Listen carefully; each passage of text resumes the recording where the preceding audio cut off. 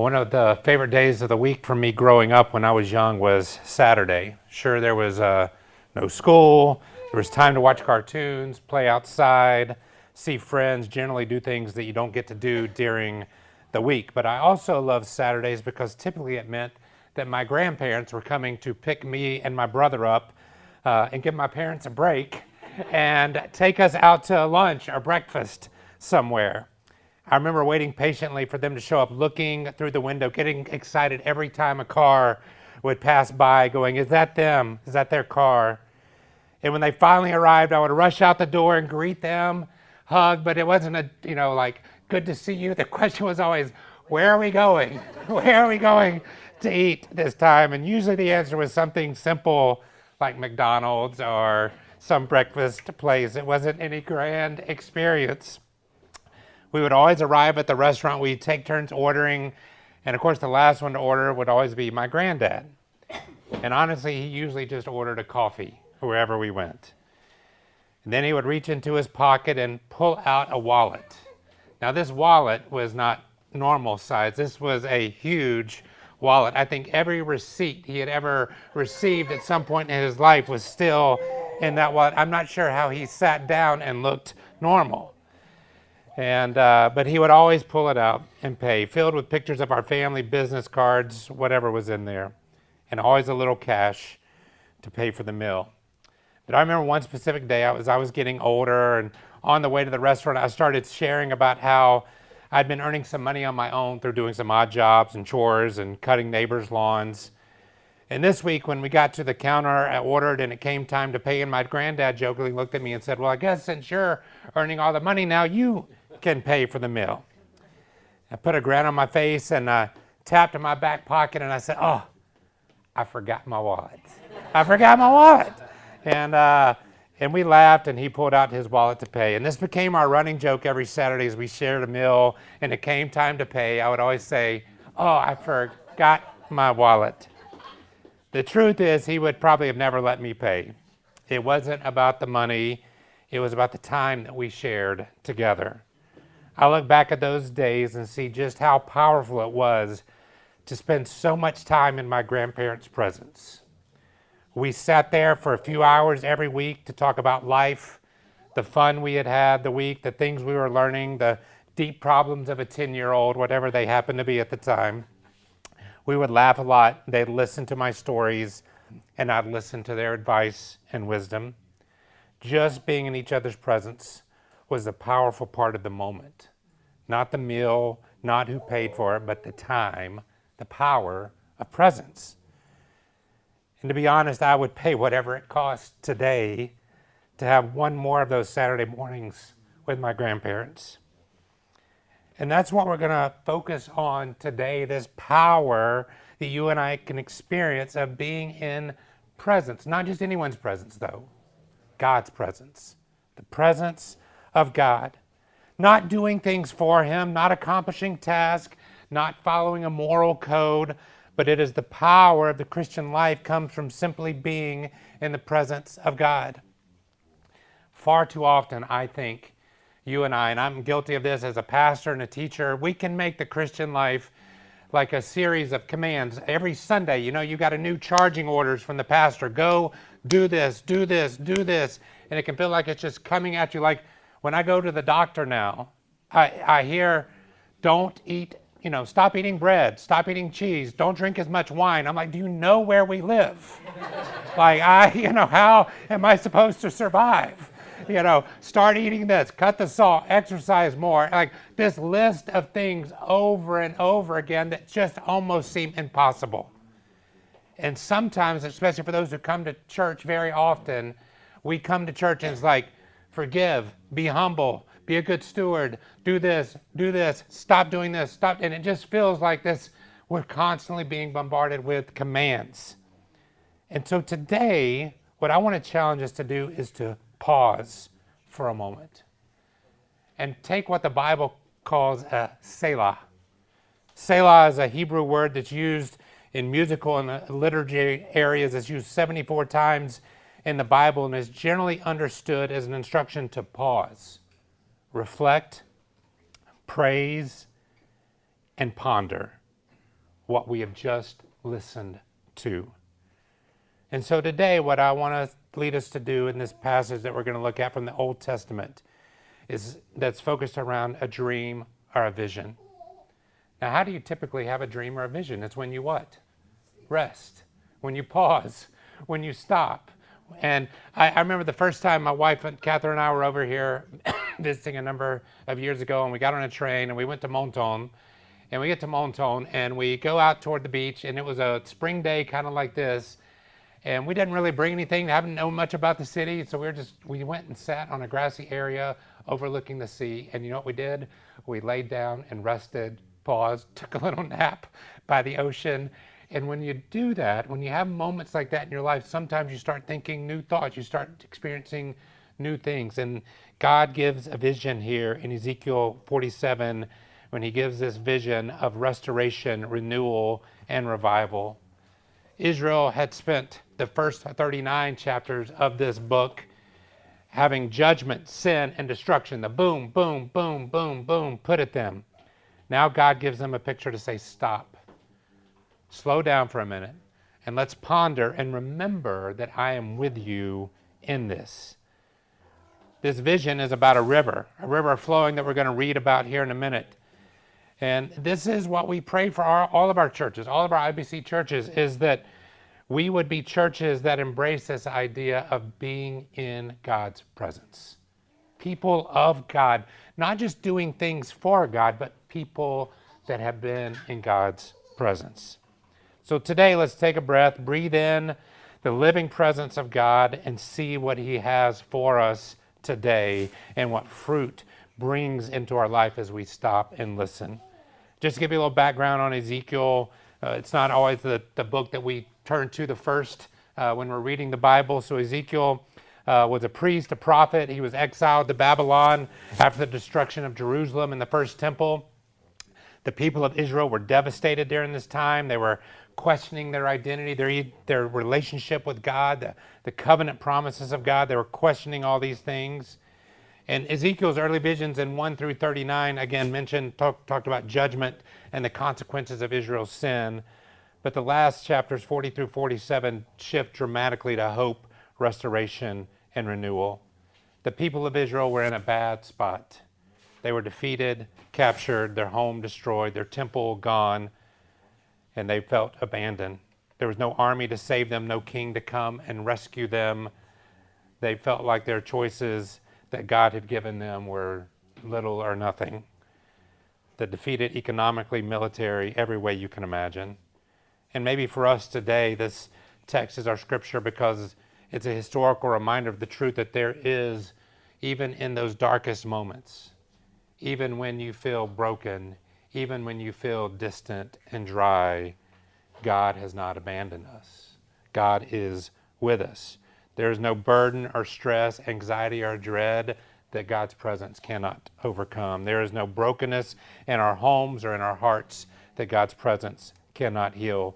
There are no lost dreams or designs for your life that God cannot reshape.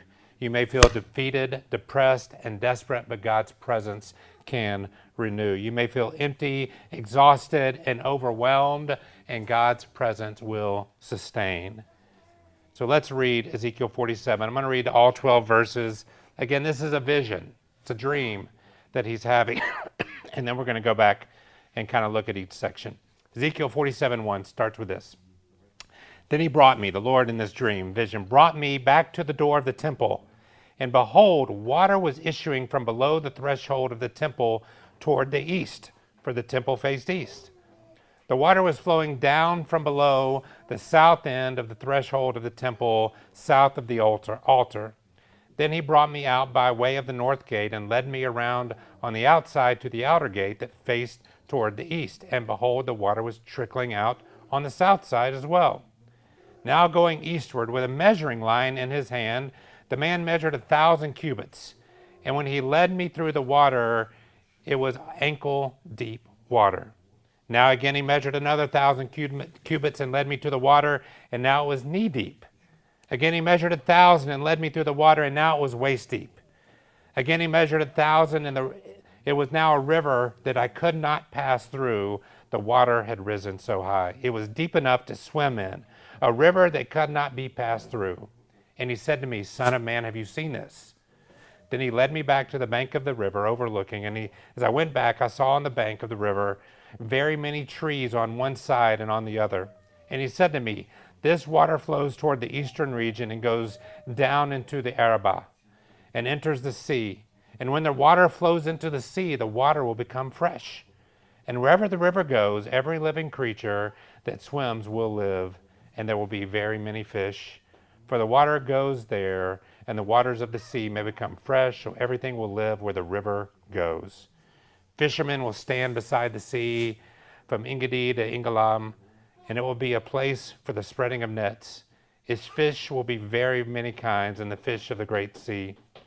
But its swamps and marshes will not become fresh. They are to be left for salt. And on the banks on both sides of the river there will grow all kinds of trees for food. Their leaves will not wither, nor their fruit fail, but they will bear fresh fruit for every month, because the water from them flows from the sanctuary. Their fruit will be the food for food, and their leaves for healing. You ever had a crazy dream? You ever had one of those, like, wake up like, what was that? Where did that come from? I can imagine Ezekiel is having one of these moments here as he's writing this down.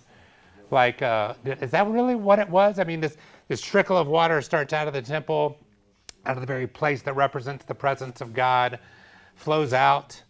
As it goes, it gets deeper and deeper, and where he's talking about here is this flowing east. It's literally flowing into the Dead Sea. What is the Dead Sea today? And he's saying as it hits the Dead Sea, it becomes fresh and alive.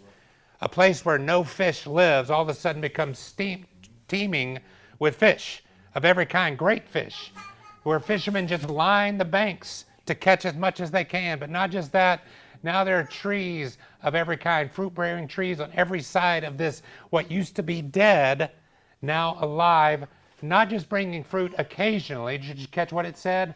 Every month. Every month. That's a miracle.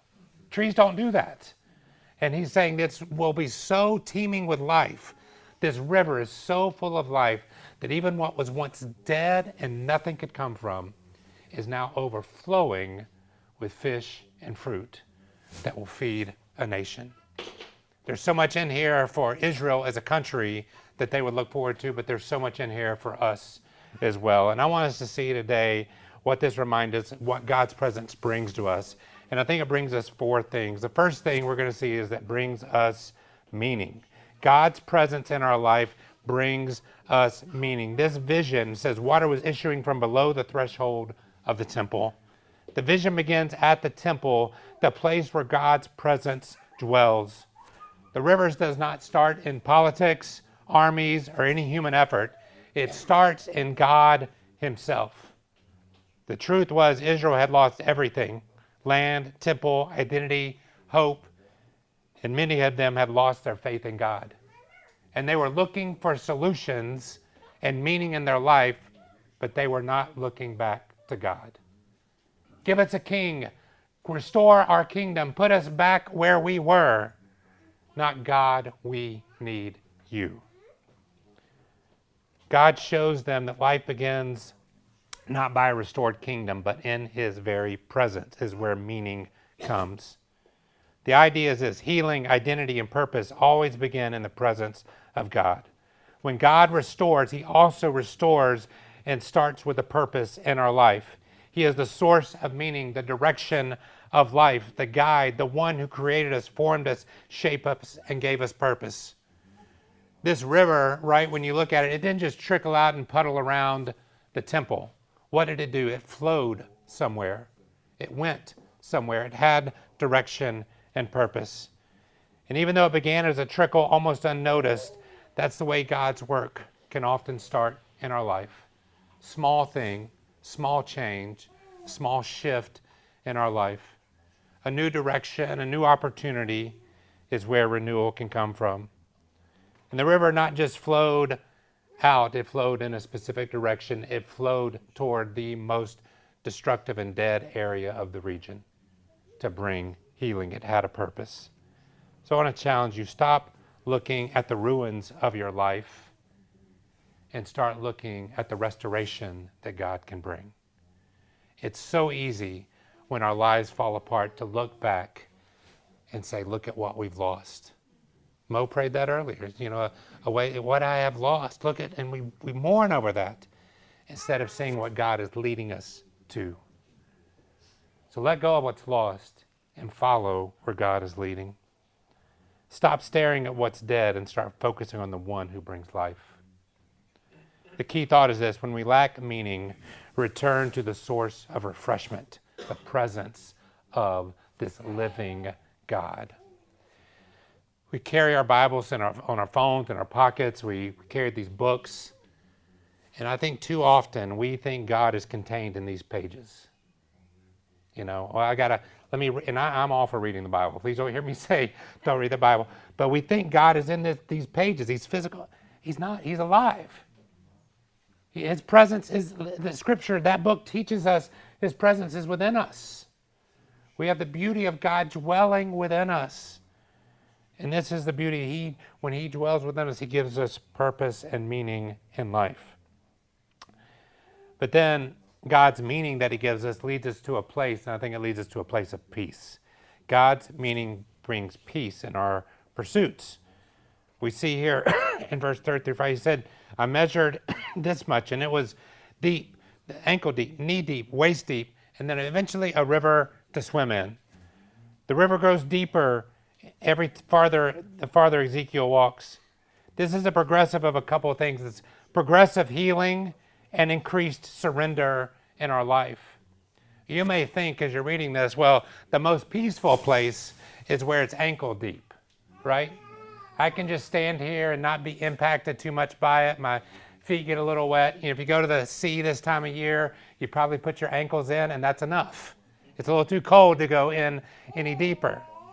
But the truth is, the most peaceful place, because of who God is, because of his wisdom, his grace, and his mercy, is when we get so deep into God's presence, our feet can't even touch the ground anymore. Because he is the one in full control. Growing up, I used to occasionally go on trips where we would do river rapids, rafting. And there was a place in North Carolina in the States that we would go, and there would be this place, it looked like crazy rapids. And they would say, you can either stay in the boat, which is fine, but there's a chance it's a tough place to take the boat. The best way to go through these rapids is outside of the boat, leaning back with your feet up. And you'll go straight through it. And I'm like, no, I'll stay in the boat. And they was like, that's fine, but I'm going to tell you, and we were watching, more boats than not tipped over when they went through. They said the safest way is to get out, stick your feet up, and just go. They said, but remember this, do not put your feet down. Because if you put your feet down, it can catch on the rocks, and it'll push you forward, and it's not good for you. Keep your feet up, give control to the river. Well, I jumped out, I tried it, popped my feet up, and guess what? Right through it. No problems. The boat behind us, problems. It popped over. And it's just this great reminder to me that as much as sometimes when we get in the deep water, we try to maintain control instead of popping our feet up, resting in God's presence, and that's peaceful. Letting God direct and shape us. Ankle deep faith, I can feel God occasionally in my life. Knee deep, while it shifts me, it sways me. Waist deep, I'm definitely, trying to keep my balance. Deep, deep waters, I'm no longer in control and I'm carried by God's presence. And I want to challenge you to think that is true peace. Not control, surrender. Surrender. I thought about this recently in my own life when we've been learning French, as you know, over the last couple of years. And when you're learning a language, you can learn to survive with a few phrases, right? Je voudrais un café, s'il vous plaît. We can all come away with a cafe and a croissant, bonjour, But if you want to get deep into culture, you want to start building friendships, guess what? You've got to go deep into the language. You got to understand expressions. You can get by. But if you want to be a part, you got to go deeper. And I think a lot of us in our own spiritual lives, we know the things to say when it comes to our faith. We know the phrases that get by. And the challenge to be peaceful is to go deeper, deeper, deeper still into the presence of God. And the key thought is this: when you lack peace, follow God into the deeper waters instead of retreating to dry land. And that's hard. That's hard. It's hard in my life. It's hard in your life, because you know what? There is a sense, a false sense of security and safety in the dryness. Right? But you know what? Why did we leave the dry? Because it was dry. It was dead. There was nothing there. Stepping into the deep water, stepping deeper allows us, we have to give up control, but through that we experience peace. Maybe you're at a point in your life where you're like, I don't know what's next. Maybe there's a new calling you're sensing on your life for God, and you're like, I don't know if I can go that deep. I don't know if I can make that change in my life. All I can tell you is the more my wife, Catherine, and I have followed God into deeper waters, the more peace we have experienced. Not lack of it, more. Then we're going to see here as we move to verse 6 to 9, God's peace then brings us something else in our life, and it brings us hope. I love it here. It says, now everything will live where this river goes. Ezekiel sees the river affect life everywhere: trees, fish, fruit. Even the Dead Sea becomes fresh. The lowest, saltiest, most lifeless body of water on earth, God can even heal that.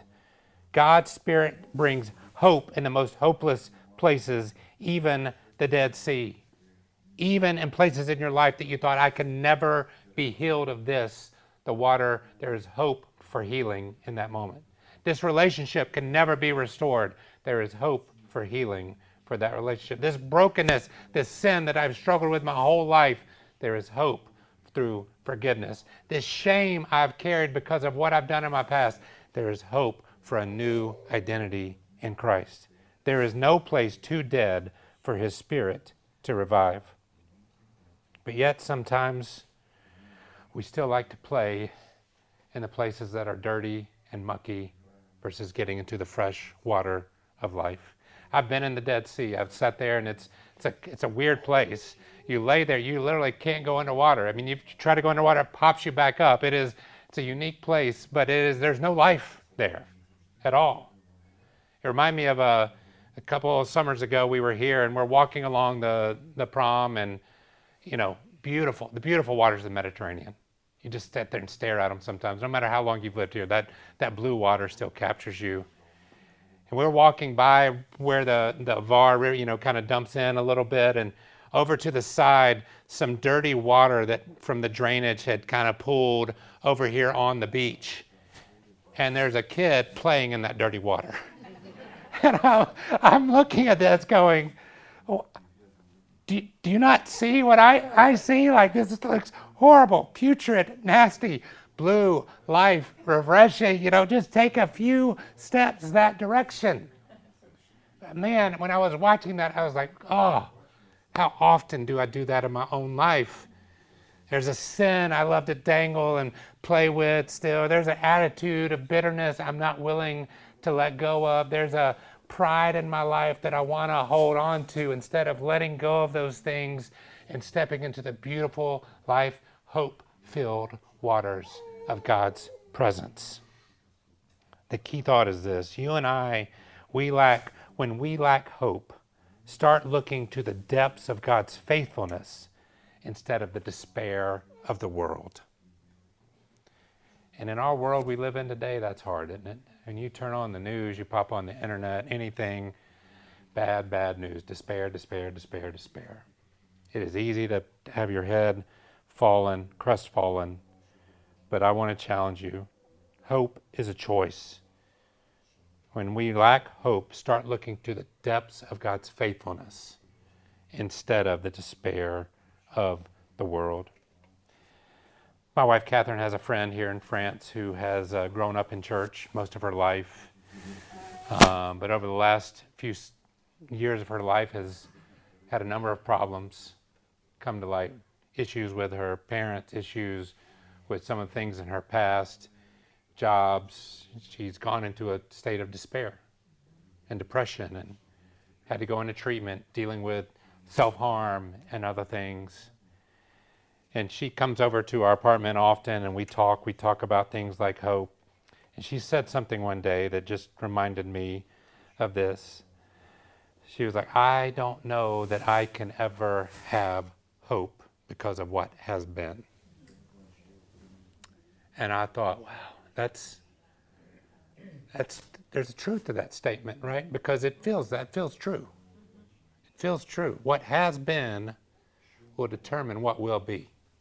It sounds true. But thank God it's not.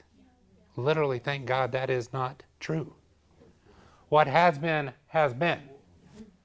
But through the power, presence of God's salvation through Christ, what will be is different. Think a few weeks ago, what did we celebrate? Easter. What was. He died on the cross. But it was not the end. There was a resurrection, new life over death. And we talked to her about that yes, that is true. Nobody can change what has happened.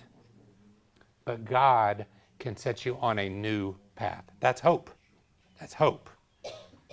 And you're not going to see it immediately. Hope doesn't just switch on a light in the darkness. Sometimes it is a slow build as we move into experiencing hope. So again, key thought: when you lack hope, start looking at the depths of God's faithfulness instead of the despair of the world. And we close with this. We get to where does this now brings us? God, hope brings us to a place we see it, a pleasure in life and fruit in life. It says their leaves will not wither, their fruit will not fail. Every month they produce fruit. Their leaves will be for healing. What a beautiful picture. The final movement of this vision shows sustained faithfulness, not seasonally, not occasionally, every month, every time. Why? Because the water flows from the sanctuary, from God, into every area of our life. A life touched by God's hope becomes a source of healing and faithfulness, not just for us, but for others. Sadly, the Christian faith sometimes gets a bad rap, that it's a boring, dull, pleasureless life. I don't see that taught in Scripture. I don't see that that's how Jesus lived his life. I don't see how his followers that were closest to him lived their life. What did Jesus actually say? I came to give you life to what? The fullest. Overflowing. More than you can handle. Right? There is more, life abundant. Whatever you can dream of, I've got bigger dreams for you. You can't even imagine. You think you understand peace? I've got a peace that's unexplainable. You think you've known joy? There is a joy immeasurable for us. The life of a Christ follower is pleasurable. It's exciting. It's joyful. But when we walk around like we're, oh my gosh, I got to go to church again today. It's just like it's a drudgery to experience the joy that we have in our life. The true sense of joy. People ask me, when I get asked all the time, why are you a Christian? It's not because I get to go to heaven one day. That's great. I'm excited for that. But it's also because in this life today, I have meaning, I have purpose, I experience peace. There's hope and there's pleasure in this life. It says here, fishermen will spread their nets, abundance. Trees will grow on both sides, fruit every month, and even the leaves of the trees will be for healing. Every part of your life can experience joy and pleasure. I think the reason we often get in that malcontent mindset is because we turn Christianity into something we consume. All right, God, you got to do this for me. I'm going to pray. I prayed 3 times and you still haven't answered me. I had 3 friends pray with me as well and you still haven't answered. And we're consuming, right? Like, all right, I showed up to church. I even put something in that offering box. Why haven't you done something for me? Like, we get in this consumer mentality. Christianity is not something to be consumed. It's something to be experienced and shared. We are a conduit of healing. You were not saved to survive. You were planted to bear fruit. You were healed to become healers. You were restored to restore others. So when you get in a point you lack pleasure in your life, the key thought is this: when you lack pleasure, start expressing the hope that God has given us to others instead of hoarding it for ourselves. You're not a consumer of grace. You're a conduit of healing. So that brings me to the question of the day. The river of meaning, peace, hope, and pleasure, it's rising. It is. Will you step into it? Are you going to stand by the banks? Little ankle in, play in the dirty water. Are you going to get in? When we step into the river, it takes us from death to life, aimlessness to true meaning, uncertainty to true peace, desperation to true hope, and despair to true pleasure. I think it was my senior year in high school. My days with my grandparents weren't as frequent as they had been in the past. But one day after school, me and a number of my friends were at the McDonald's that we used to go to with my grandparents. And unplanned, as we were walking in, deciding what to order, my granddad walked in. We greeted each other, and he saw I was with my friends, and he said, "Go hang out with them, don't worry about me." But the memories of all those days came flooding back into my head. And I stood with him in line and told him to order something. You know what he ordered? A cup of coffee. McDonald's probably would have given it to him for free, but he reached for his wallet, and I told him, "This one is on me." And he laughed, and he said, "Didn't you forget your wallet?" And I said, "Not this time." And in front of my friends, with pride, I paid for his coffee. But then I invited him to come sit with me and my friends. And for the next hour or so, my friends got to experience the laughter, the wisdom, and the words of my grandfather like I had for my whole life. It was a day I'll never forget, because I had the chance to share with my friends someone that had meant so much to me in my own life. And when you and I start to share the things God has done in our lives with others, we will see this river of life flow out of our lives into others, into places we thought could never reach. People that we've been praying for to come to faith will see hope enter their life. I'm not guaranteeing someone's salvation. I'm not saying if you just trust God more, this will happen. I'm just saying, take God with you wherever you go. Our presence in people's lives, when we are not ankle deep, knee deep, waist deep, when we are floating in the presence of God, our presence in people's lives will model the beauty of God to them. If you wonder sometimes why those that you maybe are praying for haven't stepped into faith, maybe because they've only seen you live out ankle deep faith, knee deep or waist deep. Have they truly seen you let go and experience the full healing of God? What a model we can be for others.